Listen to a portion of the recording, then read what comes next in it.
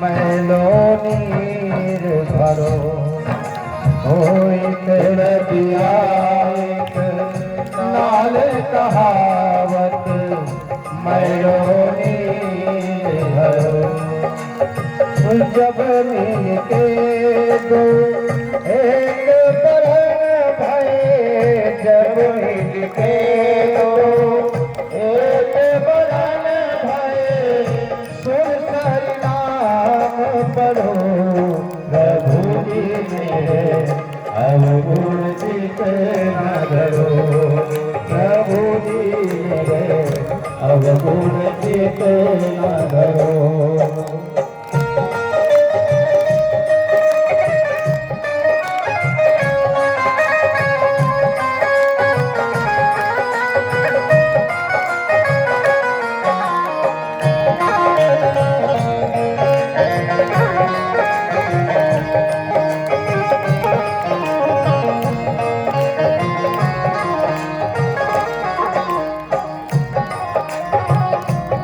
लोहा पूजा में राखत एक धन बधिक पड़ो एक लोहा पूजा में राखत एक घर बधिक पड़ो तोर बिना पारस नहीं देखत तोर बिना पारस नहीं देखत कंचन करत करो प्रभु जी मेरे अवगुण चित न धरो प्रभु जी मेरे अवगुण चित न धरो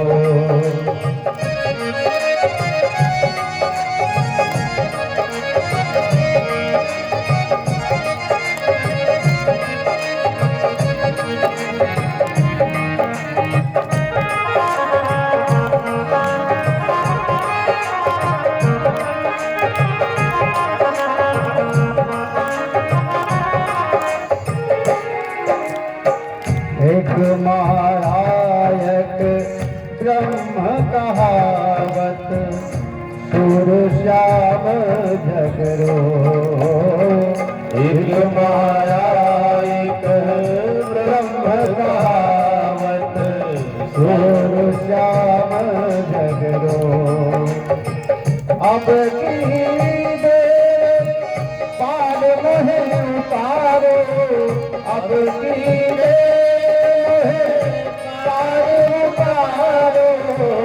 नहीं पर जात करो प्रभु जी मेरे अवगुण चित न धरो प्रभु जी मेरे अवगुण चित न धरो प्रभु अवगुण चित न धरो प्रभु जी मेरे अवगुण चित न धरो प्रभु जी मेरे अवगुण चित न धरो प्रभु जी मेरे अवगुण अवगुण अवगुण चित न धरो। नित्य भगवान से प्रार्थना कर लिया करो, हम उस योग्य नहीं हैं। अगर हम पापी ना होते तो आप तारने भी ना आते, हम पतित ना होते तो आप पतित पावन ना बनते। हमारे नाते आपकी महिमा है।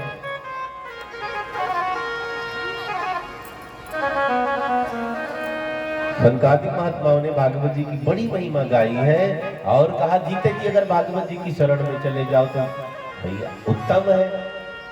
जगह जगह कथाएं होती रहती है। अब तो बड़ी सुविधा हो गई है, मोबाइल में भी कथा आ जाती, टीवी में भी कथा आ जाती है। अब इतना सुविधा है फिर भी हम आप नहीं ध्यान दे तो गलती है ना। कई लोग कहते हैं हम पढ़े लिखे नहीं है, कोई पढ़ने की जरूरत नहीं है, ना पढ़ पाओ ना फिर भी घर में ग्रंथ रखो, पुराण रखो, पन्ना पलट लिया करो। पढ़े हैं तो पढ़ लिया करो, नहीं पढ़े हैं ना पन्ना जरूर पलटो।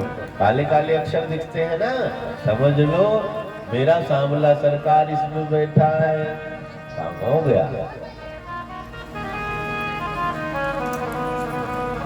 अगर किताब रखने से कोई विद्वान बन जावे तो किताब बेचने वाले देखो कितनी किताब बेचते, विद्वान पढ़ने वाला ही तो बनता है। देखते रहो, देखना भी एक तरह का पढ़ना है, धीरे धीरे आपको पढ़ना आ जाएगा। अभ्यास से कुछ भी हो सकता है, थोड़ा थोड़ा जरूर पढ़ो, 1 मिनट 2 मिनट 5 मिनट अभ्यास बढ़ाते जाओ। अगर जीते जी हम नहीं श्रवण कर पाए तो संकादिक महात्माओं ने कहा है, बड़े से बड़े पापी पाप करते करते अगर मर गए, प्रेत बन गए, भूत बन गए, वे भी मुक्त हो सकते हैं अगर उनका नाम लेकर कोई अनुष्ठान भागवत जी का करवाता है तो। धुंधकारी की कथा सुनाई है।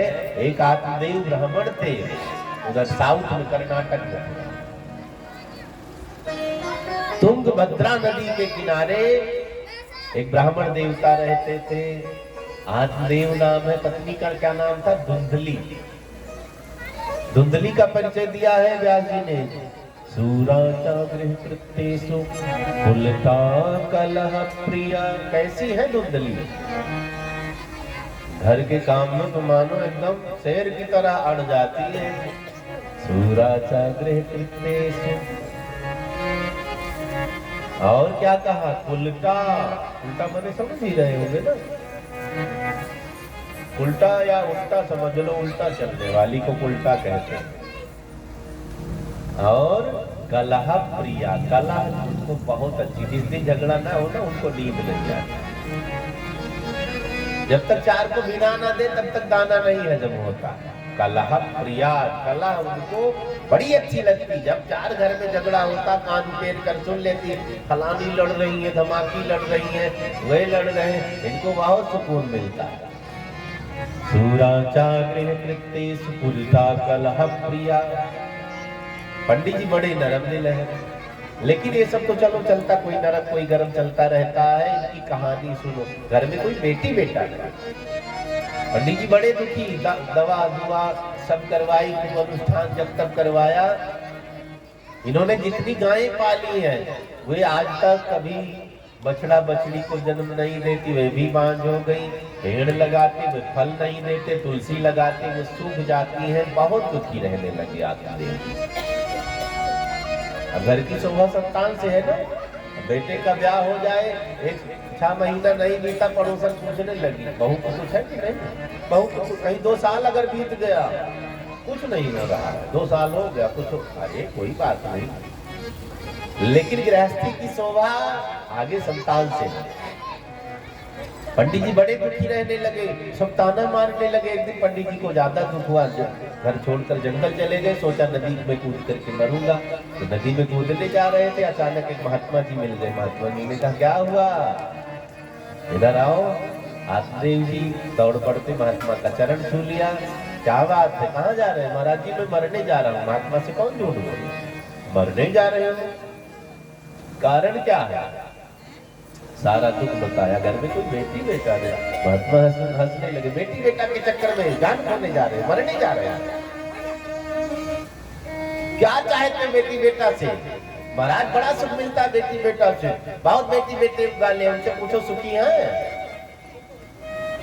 जिनको नहीं मैं दुखी मरे जा रहे हैं, जिनको बेटी बेटा उनसे पूछ लो। तुम्हें सिंहासन पर बिठाते हैं रोज, तो पता चलेगा रोज गाली खाता।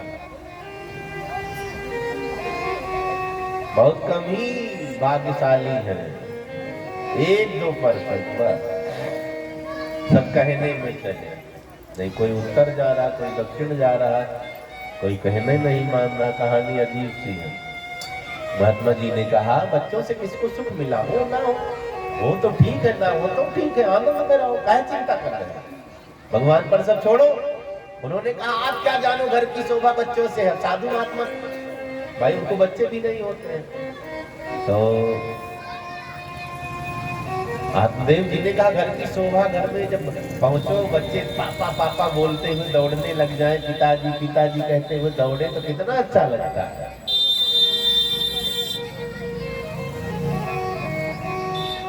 महात्मा जी ने कहा, बच्चों से सुख मिला कि नहीं मिला वो अलग विषय है, लेकिन हमें ये देखना है कि हम अपनी मुक्ति कर पाते हैं कि नहीं। वो आत्मदेव जी ने कहा, बच्चे ही मुक्ति दिलाते। वे भी तगड़े पंडित थे। आत्मदेव जी ने कहा, जब बच्चा अग्निदान संस्कार करता है बेटा, कपाल क्रिया करता है, तब माता पिता को स्वर्ग वैकुंठ मिलता है। जो शमशान गए होंगे उन्होंने देखा होगा, जब बच्चा अग्निदान करता, आग लगाता है, उसके बाद वो परिक्रमा करता है बांस लेकर के, वो सिर में छुआता रहता हर बार, उसे कपाल क्रिया कहते हैं। जब तीसरी या पांचवी बार बांस जोर से सिर में मारता है, क्योंकि सिर जल्दी जलता नहीं, बड़ा होता है ना, मजबूत सा होता है, तो उसको सिर फोड़ने की व्यवस्था कहते, कपाल क्रिया कहते हैं। अगर पुत्र ये कर्म नहीं करता तो हम करते नहीं है, शास्त्रों में ऐसा लिखा है, पुम नाम नरकात त्रायते इति कित्रा। तो आत्मदेव जी ने कर्मकांड की भाषा में समझाया। महात्मा ने कहा, पगले, जिसको कोई नहीं, हम लोगों को कोई नहीं, हम लोग मरेंगे तो नहीं तरेंगे। साधु महात्मा को बच्चे ही नहीं होते, शादी नहीं करते, गए कहीं मर गए, किसी ने उठाकर जला दिया, किसी ने उठाया, कमर में इतनी सी रेत बांधकर नदी में पटक के डाल दिया, उसी में। शरीर का क्या है? तो माटी होना है, मिट्टी का शरीर मिट्टी में मिलना है, इस खाक पर हम खाक रमाए कहां कहां। महात्मा अपनी भाषा में समझा रहे हैं, आत्मदेव जी अपनी भाषा में। इन्होंने कहा, मुझे पुत्र दे सकते तो बताओ, ज्यादा टाइम नहीं, मैं मरूं, फटाफट टाइम निकल रहा है। अब ये मरने के लिए चले जाते हैं।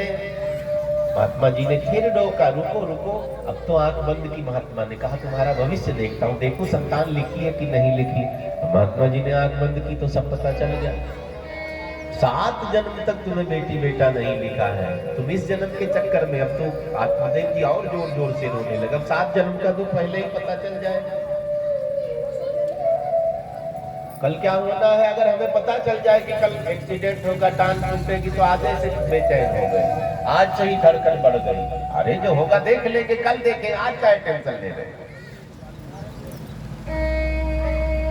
आत्मदेव जी कहते, अगर दे पाओ तो बेटा दो, नहीं तो मुझे जाने दो।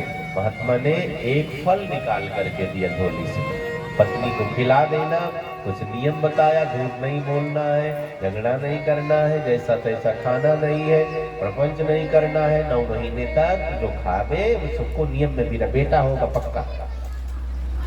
लेकर के आते आत्मदेव जी पत्नी को फल दे दिया है। धुंधली से कहा, फल खा लेना, बेटा होगा, नियम भी बता दिया। अब धुंधली टेंशन में बैठी है, फल खाऊंगी तो नियम करना पड़ेगा, फल खाऊंगी तो पेट बढ़ेगा, फल खाऊंगी तो बेटा होगा, दुनिया की झंझट सोच रही है। सहेली पहुंच गई, तब तक सहेली ने पूछा, क्या हुआ री, बड़ी उदास दिखाई दे रही। धुंधली ने कहा, पति देवता पता नहीं कहां से फल लेकर के चले आए, कहते खाओगी तो बेटा होगा। सहेली ने कहा, खा ले, बेटा तो चाहिए तुझे। मुझे नहीं चाहिए, वही परेशान है, खा ले, सब तुझे ताना मारते हैं। धुंधली ने कहा, फल खाऊंगी तो पेट बड़ा हो जाएगा, भाई सबका होता है। सहेली ने कहा, कोई बात नहीं, फिर भी फल खा ले। धुंधली ने कहा, फल खाऊंगी पेट बढ़ जाएगा, सारी व्यवस्था पेट की बच्चे ही कवर कर लेंगे, भोजन छूट जाएगा। कई माताएं तो 9 महीना बीमार ही रहती, बेचारी बुखार ही नहीं उतरता। धुंधली ने कहा, मान लो मैंने फल खा लिया, ननद रानी को पता चल गया भाभी को बेटा होना है, 6 महीना पहले ही खानदान लेकर पहुंच जाएगी, जितना मैंने इकट्ठा किया सब लूट ले जाएगी। कई ननद भी बड़ी डेंजर होती है। यशोदा जी की ननद का क्या नाम है? सुनंदा। ये ननद शब्द वहीं से चला, सुनंदा। सुनंदन मतलब सुंदर ननद। अब आजकल की ननद तो डेंजर होती जा रही, बड़ी सी लिस्ट। बेटा हुआ तो 5 लाख वाला हार लूंगी, बेटी हुआ तो 2.5 लाख वाला हार लेना है, बेटे को मोटरसाइकिल भी दिलवाऊंगी, ये भी वो भी बोला। सुंदर ननद अगर घट रहा है कुछ पति को फोन कर दिया, पर 20,000 भेजो, मुझे कुछ काम है। बताएंगी भी नहीं, भाभी को कुछ मंगवा करके खिलाना है, देना है। सुंदर ननद हो जाती है। आजकल बहनों ने हिस्सा भी तो लेना शुरू कर दिया है, तो भाभी तो देखने पसंद नहीं करती, कब जाएगी। कई भाभियां बड़ी कंजूस होती हैं। धुंधली ने कहा वो सब लूट ले जाएगी, मैं फल नहीं खाती। सहेली ने कहा खा ले, क्या बिगड़ेगा, बेटा होगा, नहीं खाऊंगी। मान लो गांव में चोर डाकू आ गए, आग लग गई, सब भागेंगे, मैं तो भाग ही नहीं पाऊंगी, जल जाऊंगी, पेट बड़ा रहेगा, कैसे दौड़ूंगी। दुनिया भर का तर्क में तर्क। सहेली ने कहा क्या चाहती तू बता, मुझे बेटा मिल जाए बस। चिंता छोड़ो, मुझे बेटा होने वाला है, मैंने चेकअप करवा लिया, बेटा ही है। बेटा तो मैं व्यवस्था कर दूंगी, बाकी पति को कैसे संभालना तुम जानो, ये तो मैं संभाल लूंगी। फल गाय को खिला दिया, असली है कि नकली में भी देख ली। और सहेली ने कह ही दिया धन दे देना, मैं बेटा दे दूंगी। इधर नाटक शुरू। पति को बताया पेट में बच्चा है, पेट में बच्चा है। हर महीने थोड़ा सा कपड़ा पेट में बढ़ा लेती है, बांध रखा है ना। हर महीने थोड़ा सा पेट बढ़ जाता है ना, तो थोड़ा कपड़ा बढ़ाती रहती है। अब 9वां महीना लगा तो पेट बड़ा, रजाई वजाई बांध करके सब तैयार रहती। उधर सहेली को बेटा हुआ, रात में ला करके बेटा दिया है। धुंधली ने शोर मचाया, मुझे बेटा हुआ, बेटा हुआ। पंडित जी भोले वाले खूब खुश है, मणि आभूषण लुटा रहे, मंत्रों का पाठ करवा रहे, वेद मंत्र उच्चारित करवा रहे हैं। समय बीता है। अब तो धुंधली ने कहा मेरे स्तन में दूध नहीं, बच्चा कैसे जिएगा, कैसे पलेगा बढ़ेगा। सहेली को बेटा हुआ था, गुजर गया, उसको बुला लो, कुछ दे देंगे बदले में। पंडित जी ने कहा जो मर्जी सो करो। सहेली को बुला लिया, वो लालन पालन वो करने लगी, उसको कुछ सैलरी देने लगी। 3 महीना बीता, गाय के पेट से भी लड़का हुआ, गजब हो गया। कई वैज्ञानिक कहते हैं आज मेडिकल साइंस बहुत आगे, आज वैज्ञानिक ये सब आगे नहीं, वहीं से नकल कर रहे हैं। गाय के पेट से बालक पैदा हुआ है, कान गाय की तरह है। प्रसाद असली था महात्मा का, असंभव को संभव बना दिया। ऐसे ऐसे ऋषि मुनि हुए हैं। एक राजा थे काशी नरेश, उनको बेटी हो गई। बेटे के लिए उन्होंने संकल्प लिया। वशिष्ठ जी से कहने लगे मुझे बेटी नहीं बेटा चाहिए। वशिष्ठ जी ने कहा रुको, बेटी को बिठाया, मंत्र पढ़ पढ़ करके घूमते रहे, बेटी बेटा बना। मंत्रों में शक्ति। वहीं से नकल वैज्ञानिक करते हैं कि ऐसा हुआ है तो ऐसा हो सकता है। आज परख नली में बच्चे पैदा हो रहे हैं। ये आज की कथा नहीं है, आज की बात नहीं है। पांडवों का जन्म कहाँ हुआ? परख नली में। पितामह व्यास जी के द्वारा कौरवों में बहुत से पुत्र उत्पन्न किए गए हैं। मैया देवकी के गर्भ में 7वें गर्भ में बलराम जी आए थे, लेकिन बलराम जी को योग माया ने खींच करके देवकी के गर्भ से रोहिणी के गर्भ में डाल दिया। विज्ञान सब इसी पर रिसर्च करता, ऐसा हुआ था तो आज क्यों नहीं हो रहा? जब क्यों की तलाश में तो फल मिल ही जाएगा।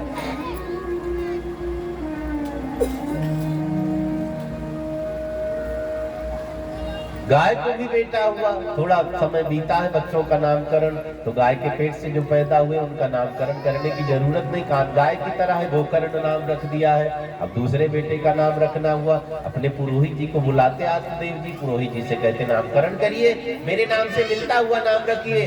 धुंधली अंदर बैठी थी, हाँ 9 महीने पेट में मैंने लादा, प्रसव की पीड़ा मैंने सही, नाम इनके नाम से मिलता हुआ नहीं, मेरे नाम से मिलता हुआ रखना चाहिए। तो बेटे का नाम क्या पड़ा? धुंधकारी पड़ा। माँ का नाम धुंधली। अब दोनों बच्चे स्कूल जाने लगे। गोकर्ण जी महाज्ञानी बनते, धुंधकारी महान दुष्ट है, न पढ़ता है न पढ़ने देता है। गोकर्ण पंडितो ज्ञानी, धुंधकारी महाखला। खल माने दुष्ट होता, पापी होता, नीच होता। धुंधकारी इतना पापी, छोटे छोटे पिल्लों को ले पकड़ पकड़ करके कुएं में डालता रहता। कोई बुढ़ा मिल जाए ना, उसको दुलत्ती मार के गिरा देता है। कभी किसी के ऊपर थूकता, कभी किसी को गाली देता रहता है। पढ़ाई करने के लिए जाता तो खुद जाता ही नहीं, कहीं इधर बैठा रहेगा, कहीं उधर बैठा रहेगा। गोकर्ण जहाँ पर जाता था होती थी जय जयकार वहाँ, पर गंधक की धांधलियों से मचती थी हाहाकार वहाँ। धुंधकारी बहुत दुष्ट। समय बीता, रोज शिकायत आने लगी। आत्मदेव जी दुखी हो गए। कई बार बच्चों की जब शिकायत आने लग जाती तो टूट जाते। गोकर्ण जी एक भी शिकायत नहीं होने देते हैं। धुंधकारी की रोज शिकायत। आत्मदेव जी पिताजी रोज टेंशन में रहने लगे। एक दिन उदास बैठे हैं, रोने लग जाते हैं। गोकर्ण जी ने पूछा, पिताजी क्या हुआ है? कहने लगे, तू कितना अच्छा है, वो कितना दुष्ट हो गया है। इसके लिए मैंने क्या किया क्या नहीं किया सब किया, तुमको मैं भूल गया। और इसने ये सिला दिया, इससे बढ़िया तो निपुणते रहते तो ठीक था। अगर हमारा बच्चा योग्य निकला तो माताएं प्रसव की पीड़ा भूल जाती हैं। अगर वही बच्चा दुष्ट निकला, नालायक निकला, वो माँ भी कहती है 9 महीने इस पापी को पेट में लाद कर मैंने रखा, इससे बढ़िया मैं बांझ रह जाता। कई बार माँ भी धिक्कार की अपने गर्भ को जब हम गलत हो जाते हैं।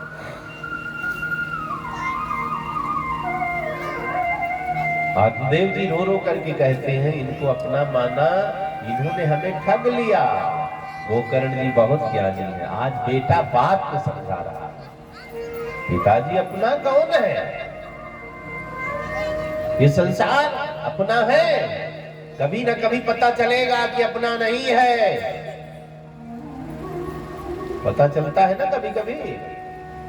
वे भी रुला देते, वे भी रुला देते, कितना भी करते रहो फिर भी सब कहते हैं मन करता तुम्हें भगा दूं घर से, मन करता है तलाक ले लो, मन करता है छोड़कर चला जाओ। ऐसा क्या होगा? रही मन धागा प्रेम का, मत तोड़ो चटकाए, टूटे से फिर ना जुड़े, जुड़ेगा हमें सांसारिक रिश्तों में बंद करके रहना चाहिए। जब छोड़ो तो एकदम छोड़कर भगवान के बनो, नहीं इनको भी जोड़ कर रखो। बुद्धि से संसार को चलाते रहो, मन परमात्मा में। संसार में मन नहीं लगाना, ये रुलाते हैं। मन खाली भगवान में। संसार में कर्तव्य, कर्तव्य पूरा हुआ, बच्चे बड़े हो गए, शादी ब्याह कर दिए, बस मगन रहो। फिर भी पीछे पीछे लगे हैं तो लात खाना पड़ेगा। गोकर्ण जी ने पिताजी को बहुत समझाया, इस शरीर का घमंड कर रहे, जब शरीर अपना नहीं संसार अपना कैसे? देहे स्थिमांस रुधिरे अभिमतिं त्यजन्तो, जाया सुता दिशु सदा ममता विमुच, पश्यामि संजगदिदं क्षणभङ्गनिष्ठा, वैराग्य राग रसिको भव भक्ति निष्ठा। गोकर्ण जी ने कहा, इस हड्डी मांस के लोथड़े को अपना मान रहे हो? ये शरीर कैसे बना? 5 तत्व से बना है, यही रह जाएगा। इसमें ईट गारा क्या लगा? कूड़ा कबाड़ा, हड्डी मांस का लोथड़ा। ऊपर तो वाल पुट्टी कर दी गई है, वॉलपेपर चिपका दिया गया, चमक रहे हैं। किसी का थोड़ा ठीक से चमक रहा, किसी का। अब घर मकान बनाओ, किसी को काली टाइल पसंद है, किसी को थोड़ा व्हाइट पसंद है, किसी को मिक्स पसंद है ना। ऐसे ही ये शरीर बना दिया भगवान ने। लेकिन अंदर जब हटाओ ना, सब एक जैसे कूड़ा कबाड़ भरा, उल्टी हो जाए ठीक से, अंदर वाला देख लिया जाए।